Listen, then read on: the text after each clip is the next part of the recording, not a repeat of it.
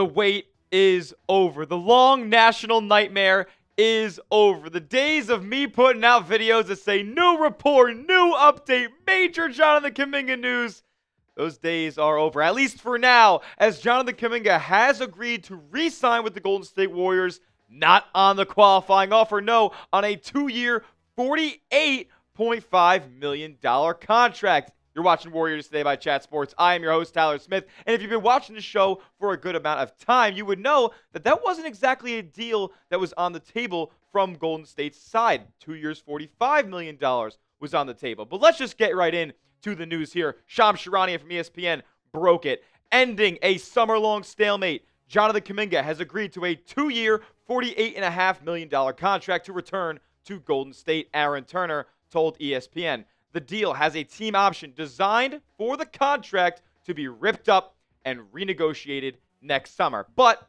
that's not guaranteed. Jonathan Kuminga could get traded, and a new team could end up just exercising that team option. That's all for them to decide. More from Shams here. Through negotiations between Mike Dunleavy Jr. and Aaron Turner from July to September, Golden State ultimately increased its offer by a total of $8 million in the 2-year framework and guaranteed Kuminga approximately $15 million more than his qualifying offer would have for this season. It looks like Kuminga will be getting $22.5 million for this upcoming NBA campaign. Also from Shams here, because we knew that there were multiple offers out there for JK. The 2-year $45, which they ended up amending just a little bit. Also a 3-year $75 million deal that had a lot more, $48 million fully guaranteed on that contract. There was also a 3-year $54 million deal that was on the table that had no options at all, but Kuminga would have been playing on a much lesser number, about $18 million a season. But Shams said this: Kuminga chose this 2-year deal over the 3 years and $75 million so that he can maintain a higher level of control over his immediate future. The Warriors never wavered on team option frameworks. Now both sides can understand the likelihood of exploring trades when Kuminga is trade eligible in January. We'll tell you when in January. We'll tell you where this is all going and break down how we got here in just a moment. But this is why you sub. This is finally why you subscribe. The biggest move that we were waiting for all offseason long, a topic that I have made probably 200 videos about in some way, shape, or form to this point. When the Warriors make a move, we're making a video right here on the channel. Just past 98K. We're on the road to 100,000 subscribers, and the fine folks over at YouTube sending us a plaque. So if you want free Warriors videos every single day, the content does not stop. The season's just around the corner. Hit that sub button. Let's do it, man. The backstory, if you guys want to know, this is your first time on the channel. How did we get here? Well, Jonathan Kuminga drafted in the lottery with a 7th overall pick back in 2021.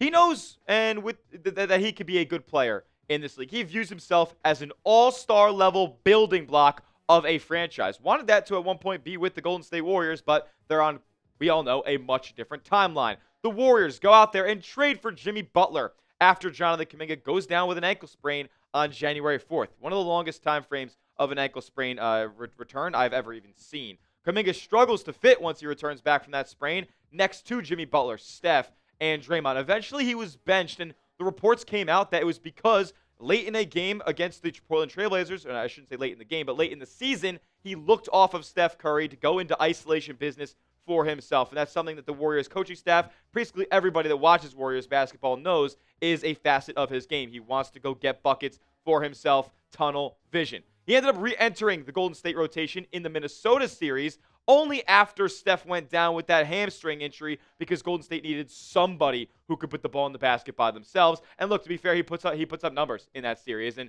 Joe Lacob took note of that. People, Jonathan Kuminga stands, took note of that type of performance and looked to that, pointed to it, when they say that Kuminga could be an all-star level player.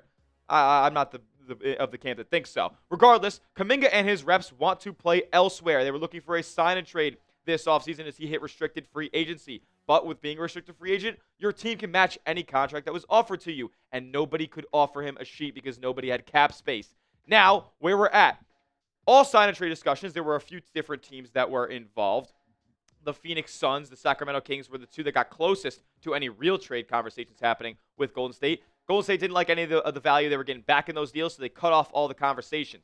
Warriors were not budging originally on a 2-year, $45 million offer with a team option. And if you guys remember, that team option carried with it a no-trade clause if you have a 1+1 with the team option attached on the deal. So the Golden State side was only going to sign their end of the contract if Kuminga ended up waiving that no trade clause, and it looks like that's where we got ended up with. Kuminga doesn't want to be traded midseason, but that is where he is going to end up residing because he doesn't want to play with Golden State either, so it's one or the other. JK and his representation were using the $7.9 million qualifying offer as a threat, which would make him virtually untradeable and would enter unrestricted free agency in 2026. Let's keep it moving here as we get to an August 11th meeting between the two sides that were in the stalemate. Lakeup and Dunleavy, Kuminga and Turner. The Golden State side asked, "Do you want to be here?" Jonathan Kuminga's side answered with their question, their own, "Do you even want me here?" With both sides have to ask themselves that question, they probably know the answer, and that answer is no. Look, from Kuminga's perspective, this is where he sees himself, and I get it. You're a young kid, you're 22 years old, you can jump out of the gym, and you've put up big numbers in NBA against NBA competition before, so of course you would view yourself as a multi-time All-Star. Joe Lakeup, the owner, the guy who pushed for you to be drafted over a guy like Franz Wagner, a guy who held you out of trade conversations for guys like Lauri Markkanen, Pascal Siakam, Alex Caruso, all these different type of elite level role players or all-star level guys. That guy believes in you. So, of course, Kuminga is going to believe in himself. He also wants control over his career. So he's kind of getting that now with this new deal. He can basically be a new free agent next offseason if that team option has gone out there and declined. He is worried about his role for 2025, 2026. That's probably why he ended up giving into Mike Dunleavy here, giving away that leverage of a qualifying offer and signing for big money because in playing for big money, Steve Kerr's going to have to play him big minutes. Also, they want to trade him, so they have to get his stock up and play him big minutes. Only a few select teams had cap space this offseason. The Brooklyn Nets and a few other teams, maybe the Pistons had a little bit, but they didn't want to sign Kuminga, and Brooklyn made it clear they didn't want to sign Kuminga. 10 teams, though, have cap space in 2026, so that is what Kuminga is looking at here. He's also spoken to multiple interested front offices, including the Kings and the Suns, who already had offers out to him to be with them for multiple seasons. Look, I think we covered everything for the most part here. I'm just glad he didn't bury the roster. I'm just glad he didn't bury Golden State, bury the front office, and basically make it virtually impossible to improve this roster for the rest of Steph, Jimmy, and Draymond's contracts that they have at this point with Golden State.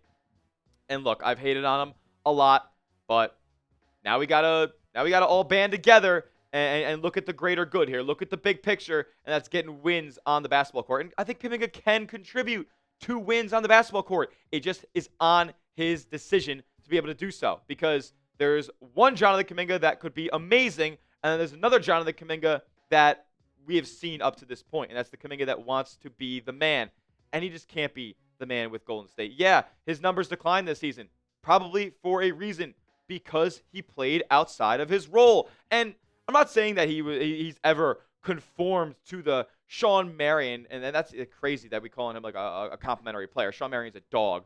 Or Aaron Gordon level of complimentary player. I think he can get to that level of player, but he wants to be an isolation guy. He wants to be the focal point of an offense. He wants to be the man on the wing. But if he just played the baseline, crashed the glass, played good defense, switched on wings and bigs, then he would be in a great position right now. Golden State probably would have given him more money last offseason, but he has not decided to take that route. He wants to be the man. He wants to be the all-star. He's got tunnel vision. And guess what? He did that when they got to the postseason and needed him in the lineup. Against the Timberwolves, yeah, he averaged all-star-ish level numbers. Those rebounding numbers, interesting. Those are still down. Kuminga said that he would not be necessarily engaged, not that he wouldn't be engaged, but that he would definitely be engaged if he got a player option on his contract. Well, he didn't get that. Are we going to see that same level of buy-in that we saw with his opportunity against the Timberwolves in the playoffs when we open up the regular season here? That is the question. But he was able to shoot pretty solid from three-point range in the playoffs. Was decent enough on defense. Did a solid enough job on Ant. I think it's a little bit overrated, but we're trying to highlight Jonathan Kuminga, the good stuff right now. He put the ball in the bucket at a high clip, and hopefully he can do that just a little bit more conducive to winning than he normally does with Golden State this upcoming year. What is your one-word reaction to this extension? We've talked ad nauseum about Jonathan Kuminga for the past half year, maybe full year, damn near. What's your one-word reaction? Boil it all down into one word in the comment section. Coming up, what's next after this extension? We have to look forward now. Finally, this is out of the way, and Golden State can get the rest of their cats signed. Everybody onto the training camp floor, and this season can get underway. a season in which we could see Jonathan Kuminga traded as soon as possible. That in just a moment. First, though, I got to tell you guys about Prize Picks, the sponsor of today's video. This episode is brought to you guys by Prize Picks because you and I make decisions every single day. But on Prize Picks, being right can get you paid, and it can win you up to 2,000 times your money watching your Warriors this season. It's daily fantasy made easy. Just pick 2 players, pick 3 players, pick 4 players, pick 5 players, or pick 6 players, and just pick more or less on their projected stats, whether it's rebounds, assists, points. Basketball season is around the corner. Get the action started right now on Prize Picks. Get the action started up during football season, pro or college. You can mix and match all these different sports. And I have a lineup for football week 5 at my disposal. I tend to cover the Buffalo Bills from time to time here at Chat Sports. And I got Dalton Kincaid, more than 33.5 receiving yards. I got Drake May, more than 30.5 rushing yards, 26.5 rushing yards. And Josh Allen, more than 30.5 rushing yards. It's QBs during prime time. You can tail my picks or fade them. Just do it at Prize Picks. Download the app today and use the code CLNS to get $50 in lineups when you play your first $5 lineup. Remember, code CLNS, you can see the bottom right of your screen, to get $50 in lineups after you play your first $5 lineup. Prize Picks. It's good to be right. Alrighty here. Golden State, we know, had guys lined up, ready to sign, join this roster once the Kuminga dust settled. And they did agree to sign 4 players a couple of nights ago. Good thing that news kind of came out before the Kuminga stuff happened, so I can make you guys a couple of videos here to break it all down specifically. They signed Al Horford, which we knew was going to be Golden State's starting center here, alongside Steph, Jimmy, Draymond. Who knows if Kuminga will end up getting starting minutes this season. Also, maybe a guy like Pods gets in that starting 5. But Al Horford will be your starting center this season. A great passer, great defender, still can switch onto wings as a defender in isolation as well. That's going to be something Golden State fans are very surprised by when they see the 39-year-old move. And he can hit the outside shot at a 40% clip, a true floor spacer. They bring back DeAnthony Melton, who suffered a torn ACL 12 games into the Warriors season last year after signing for the mid-level. Now he comes back on a vet minimum. Hopefully, if he's healthy, he can provide elite two-way ability and a secondary ball handler next to Steph when he wants to run off of the ball. GP2 comes back. Don't want to see as much GP2 as we saw last year. Yes, he can play defense. Yes, he's good in the dunker spot, but he's 6'2". He provides nothing on offense. Great vibes guy, great leader, good locker room guy. Glad that he's back. Don't want to see him on the floor in the playoffs. They also bring in Will Richard, who they drafted in the second round of this past draft. He projects as a pretty solid defender off the rip in the NBA. A little bit more NBA ready than Alex Tui, another guy who they drafted back in June. And we'll see if he ends up getting some spot minutes for the Warriors this year. Could make a guy like Moses Moody expendable down the line if he improves that outside shot. More about the Warriors roster here and a little bit of the mechanics that goes into this. Bobby Marks came in with Jonathan Kuminga has a January 15th trade restriction. So the Warriors cannot trade Jonathan Kuminga up until January 15th. So it's got to wait a little while. They got to showcase what they got with 0-0 for the start of this season. But Golden State retains flexibility to sign a 15th player, but not until the early part of the regular season. They will be hard capped at the second apron using Al Horford on the $5.7 million taxpayer mid-level exception. That ends up hard capping you at whatever next apron that you're at.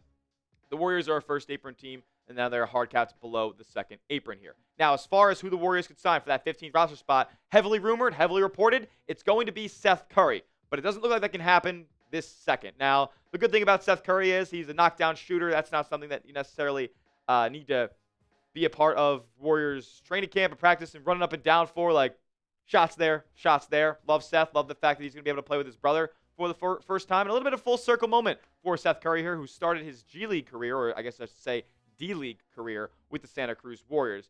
Looks like that could come around November 15th because that is the date that Golden State is able to sign the 15th player using all the money that they'll end up having left. So Seth Curry, welcome to Golden State, but not for about a month and a half or so. Steve Kerr, let's talk about Jonathan Kuminga a little bit more now. Now let's just showcase Kuminga to suitors. There is a situation where the Warriors are going to try to improve their roster. The Warriors are going to try to win the Western Conference. They're going to have to add talent for about $24 million, whether that's one player, whether that's 2 players.